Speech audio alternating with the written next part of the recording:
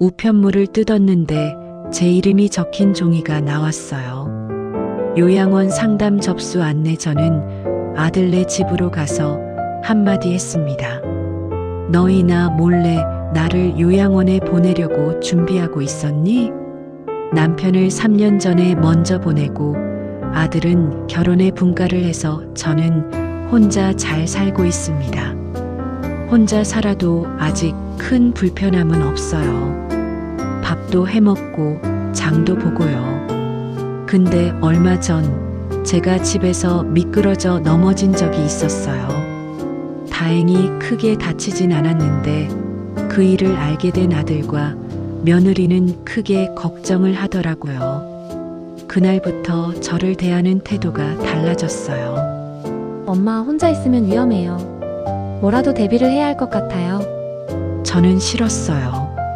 아들의 대비라는 말이 제 귀엔 좀 다른 의미로 들렸거든요.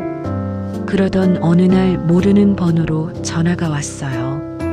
안녕하세요. 박진희님 맞으시죠? 여기는 안심요양원인데요. 상담 예약 안내 전화드렸습니다. 요양원이요? 저는 요양원에 상담 예약을 한 적이 없었어요. 놀라서 물었죠. 저는 상담 신청한 적 없는데요. 그러자 상담원이 그러더군요.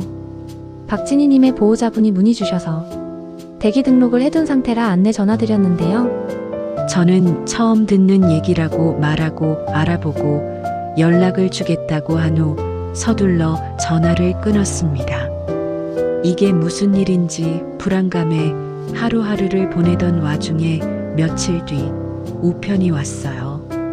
우편물을 뜯어보니 그 안에는 안심요양원 안내, 브로슈어와 등록 및 입소에 필요한 서류 목록에 대한 안내장이 들어 있었어요. 저는 아직 아무런 얘기를 듣지 못했는데 마치 제가 요양원에 들어가는 게 기정사실처럼 된 것 같았어요. 저는 그 안내문을 들고 바로 아들네 집으로 향했습니다. 그 안내문이 단순한 안내문이 아닌 저를 요양원에 보내기 위한 최후 통첩장처럼 느껴졌거든요. 아들네 집에 도착해서 문 열자마자 서류를 탁자 위에 던졌어요. 며느리는 무슨 일인지 어안이 벙벙한 표정이었어요. 저는 며느리를 향해 물었어요. 애미야, 이게 뭐니? 며느리는 탁자 위에 서류를 보더니 얼굴이 하얘졌어요. 어머님, 이게 왜 어머님 댁으로 발송됐지? 놀란 며느리의 그 반응이 들켰다처럼 보여서 제 화에 불이 붙었어요. 시끄러운 소리에 방에 있던 아들이 나왔어요. 저는 아들을 쏘아보며 물었어요. 너희 진짜 나 요양원 보낼 생각인 거야? 나에게는 한마디 상의도 없이? 아들도 당황했는지 말을 더듬었어요. 엄마, 그게 아니라 그냥 정보만 알아본 거야. 저는 그 정보만이라는 말이 오히려 더 무서웠어요. 이미 마음을 다 정해놓고 차근차근 준비를 하는 것 같이 느껴졌거든요. 며느리는 아들 옆에서 눈치만 보고 있었어요. 그때 며느리가 숨을 크게 쉬고 말했습니다. 어머니, 잠시 진정하시고 이것 좀 보시겠어요? 저는 순간 더 화가 났어요. 뭘 보여줘? 너희끼리 이미 다 한 거 아니야? 며느리는 억울하다는 표정으로 저에게 말했어요. 어머니, 제가 어머니 요양원에 보내려고 했다면 이런 준비를 했겠어요?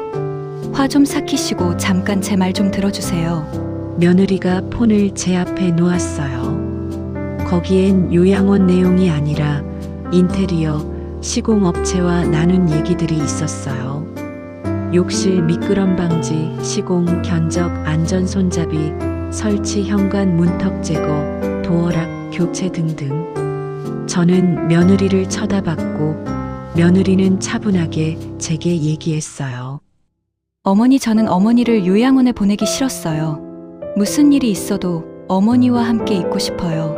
그래서 남편한테도 계속 얘기했었어요. 요양원 알아보지 말고 어머니가 살고 계신 집을 먼저 안전하게 만들자고요. 며느리의 얘기에 저는 아들을 쳐다봤습니다. 그럼 요양원 문의는 누가 한 거야? 아들이 고개를 숙이고 말했습니다. 엄마, 그거 내가 했어. 이 사람은 인테리어를 안전하게 먼저 바꿔보자고 했는데 그래도 옆에 사람이 없는 건 마찬가지니까 우리가 없을 때 엄마가 어떻게 될지 모르니까 최악의 경우를 대비하려고 상담만 걸어둔 거야. 아들의 말을 이해하지 못하는 건 아니었지만 정작 당사자인 저를 빼놓고 숨기면 준비를 했던 것에 저는 화가 가라앉지 않았어요. 그런 저를 보며 며느리가 제 손을 잡고 말했어요.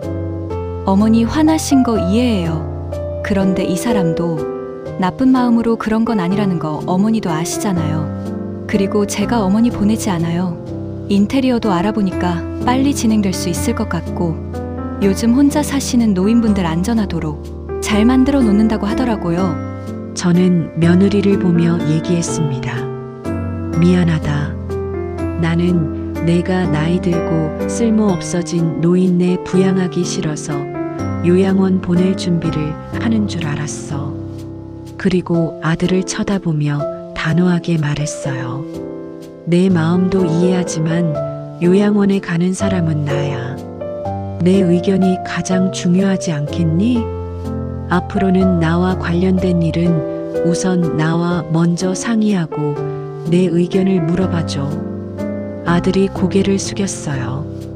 미안해 엄마, 앞으로는 그런 일 없을 거야. 며느리가 마지막에 말했습니다.